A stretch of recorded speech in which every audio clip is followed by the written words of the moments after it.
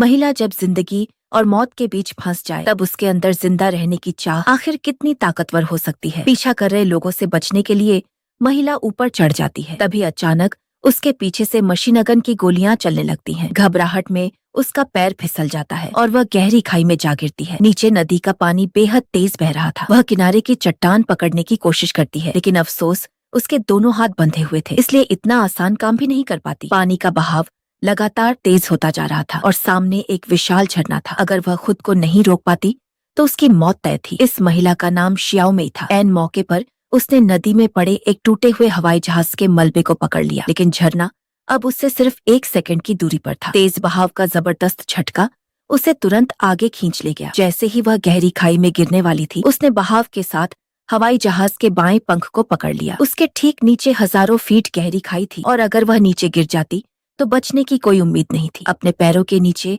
मौत जैसी गहराई देखकर शियाओ मेई के भीतर जीने की जबरदस्त इच्छा जाग उठी। उसने गहरी सांस ली और पूरी ताकत से अपना दायां पैर ऊपर उछाला। काफी मशक्कत के बाद वह किसी तरह विमान के पंख पर चढ़ गई और थकान से वहीं गिर पड़ी, लेकिन उसे संभलने का मौका भी नहीं मिला था कि पंख चरमराने लगा। अगले ही पल वह टूटने लगा। शियाओ मेई ने सांस रोक ली और धीरे धीरे खड़ी हुई। उसे पता था कि अगर उसने एक पल भी देर की तो उसकी जान चली जाएगी। जैसे ही वह टूटे हुए हिस्से को पार करती है, पंख पूरी तरह टूटकर झरने में गिर जाता है। गनीमत रही कि उसने समय रहते विमान के मुख्य हिस्से को पकड़ लिया और उसकी जान बच गई। वह तुरंत विमान के अंदर चढ़ गई। इतनी कठिन और जानलेवा हरकतों ने उसके शरीर की सारी ताकत खत्म कर दी थी। थोड़ी देर आराम करने के बाद उसकी नजर पास निकली हुई लोहे की एक तेज प्लेट पर पड़ी। उसने तुरंत अपने हाथों में बंधी रस्सी को उस पर रगड़ना शुरू कर दिया। उसी समय आधे पंख का सहारा खो चुका विमान नदी के तेज बहाव से धीरे धीरे झुकने लगा। शियाओ मेई रस्सी रगड़ने की रफ्तार और तेज कर देती है। आखिरी पल में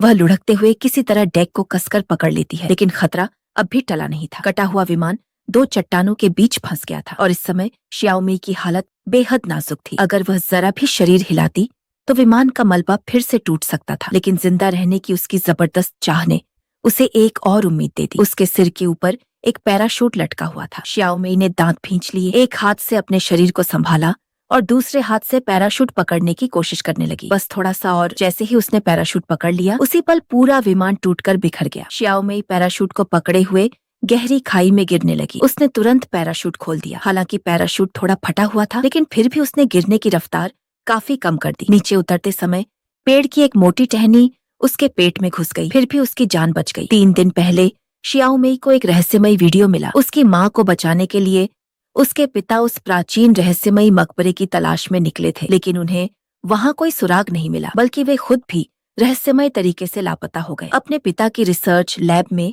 शियाओ मेई ने उनसे जुड़ी सारी जानकारी खंगाली। सच्चाई का पता लगाने के लिए उसने एक ऐसे सफर पर कदम रखा जहाँ से वापस लौटना आसान नहीं था। वह कप्तान शियाओ शुआई के पास पहुंची और काफी देर तक उसे मनाने के बाद आखिरकार शियाओ शुआई उसकी मदद करने के लिए तैयार हो गया। दोनों नाव में सवार होकर समुद्र की ओर निकल पड़े। तभी एक दिन जोरदार झटके से शियाओ मेई की नींद खुल गई। लगभग 10 मीटर ऊंची विशाल लहर उनकी तरफ बढ़ रही थी। देखते ही देखते उनकी छोटी नाव उस लहर में उछलकर चट्टानों से टकरा गई। समुद्र का अनुभवी शियाओ शुआई तुरंत नाव छोड़कर जान बचाने का फैसला करता है। जैसे ही नाव पूरी तरह टूटती है, शियाओ मेई समुद्र में छलांग लगा देती है, लेकिन जैसे ही वह किनारे पर पहुंचती है, एक काला साया उस पर हमला कर देता है। दोनों को स्थानीय कब्र लुटेरों के गिरोह ने पकड़ लिया और जबरन मजदूर बना दिया। ये गिरोह बेहद निर्दयी था। जो भी बूढ़ा, कमजोर, बीमार या उनके किसी काम का नहीं होता, उसे तुरंत मार दिया जाता था। इसलिए वहां से जितनी जल्दी हो सके भाग निकलना ही सबसे सही रास्ता था। मौका मिलते ही शियाओ शुआई फावड़े से एक आदमी को धराशायी कर देता है और दोनों तेजी से वहां से भाग निकलते हैं। उनकी फरारी का पता चलते ही कब्र लुटेरे मशीन अगनों के साथ उनके पीछे पड़ जाते हैं। शियाओ मेई पहाड़ों की आड़ लेकर गोलियों से बचती हुई आगे बढ़ती है, लेकिन सामने रास्ता खत्म हो चुका था। अब जिंदा बचने का सिर्फ एक ही रास्ता था, सामने बने जहरीले मकबरे वाले पुल को पार करना। जैसे ही शियाओ मेई पुल के बीच तक पहुंचती है, पीछे से कब्र लुटेरे भी वहां पहुंच जाते हैं। उनकी गोलियों की बौछार शुरू होते ही शियाओ मेई गहरी खाई में गिर जाती है। तेज बहाव उसे बहाकर ले जाता है और वह पूरी तरह निराश हो जाती है, लेकिन जिंदा रहने की चाह उसे हार नहीं मानने देती। विमान के मलबे में उसे एक पैराशूट मिलता है और उसकी मदद से वह सुरक्षित नीचे उतर जाती है। फिर वह अपने शरीर में ढंसी हुई टहनियां निकालती है। समुद्र किनारे पहुंचने पर वह पहली बार इस रहस्यमयी द्वीप को साफ देखती है। यही वह अनजान द्वीप था जहाँ हिमिको की कब्र को हमेशा के लिए सील करके छिपाया गया था। रात के समय शियाओ मेई जंगल पार करती है और दूर उसे एक आदमी दिखाई देता है। वह कोई और नहीं बल्कि उसका लापता पिता था। लेकिन हैरानी की बात यह थी कि उसके पिता उससे लगातार छिप रहे थे। असल में उन्होंने हिमिको के मकबरे का पता बहुत पहले ही लगा लिया था। कब्र लुटेरों को उस मकबरे तक पहुंचने से रोकने के लिए ही वे अपनी बेटी से मिलने की हिम्मत नहीं कर रहे थे। लेकिन उन्हें यह नहीं पता था कि जैसे ही वे हजारों साल पुराने उस मकबरे तक पहुंचे, कब्र लुटेरे पहले से वहां उनका इंतजार कर रहे थे। उसी समय शियाओ मेई भी वहां पहुंच जाती है। वह मकबरे पर चढ़कर उसका घूमने वाला तंत्र घुमाती है और देखते ही देखते हजारों साल पुराने मकबरे का विशाल दरवाजा खुल जाता है। अंदर दाखिल होते ही सांग ब्याओ दाशान को बंधक बनाकर शियाओ मेई को आगे आगे रास्ता दिखाने के लिए मजबूर करता है। लेकिन वे ज्यादा दूर भी नहीं पहुंचे थे कि शियाओ मेई का पैर अचानक एक जाल पर पड़ जाता है। हैरानी की बात यह थी कि जाल सक्रिय होते ही सामने नहीं बल्कि पीछे चल रहा एक भाड़े का सैनिक मारा जाता है। यह अजीब नजारा देखकर सभी समझ जाते हैं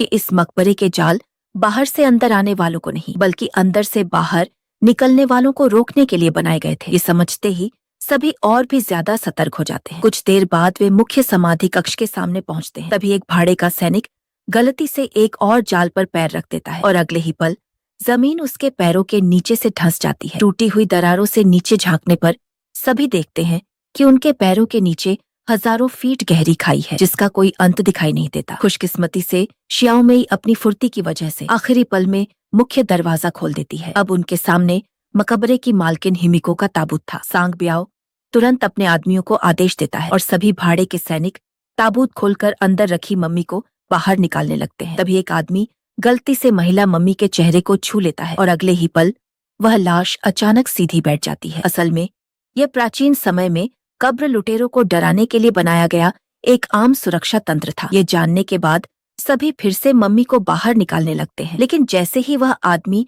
दोबारा हाथ बढ़ाता है उसकी बांह पर अजीब काले धब्बे उभरने लगते हैं। ये डरावना नजारा देखकर बाकी लोग घबराकर पीछे हट जाते हैं। लेकिन तब तक बहुत देर हो चुकी थी। अगले ही पल वह आदमी दर्द से तड़पते हुए पागलों की तरह बेकाबू हो जाता है और आखिरकार सांग ब्याओ उसे वहीं गोली मार देता है। दीवारों पर बनी चित्रकारी को याद करते हुए शियाओ मेई को अचानक सब समझ में आ जाता है। असल में हिमिको कोई जादूगरनी नहीं थी बल्कि एक ऐसी घातक बीमारी की बिना लक्षण वाली वाहक थी। उसे खुद कभी बीमारी नहीं हुई लेकिन जो भी उसे छूता था उसकी मौत तय होती थी। इसी वजह से उसने इस वायरस को दुनिया में फैलने से रोकने के लिए खुद को हमेशा के लिए इसी मकबरे में कैद कर लिया था। लगातार लोगों को मरते देखकर दाशान सांग ब्याओ को चेतावनी देता है कि वह इस वायरस को किसी भी कीमत पर बाहर नहीं ले जा सकता वरना पूरी दुनिया पर भयानक तबाही आ जाएगी। लेकिन लालची सांग ब्याओ उसकी एक नहीं सुनता। वह प्लायर निकालकर हिमिको की उंगली तोड़ देता है और उसे सावधानी से एक बैग में रख लेता है। तभी अचानक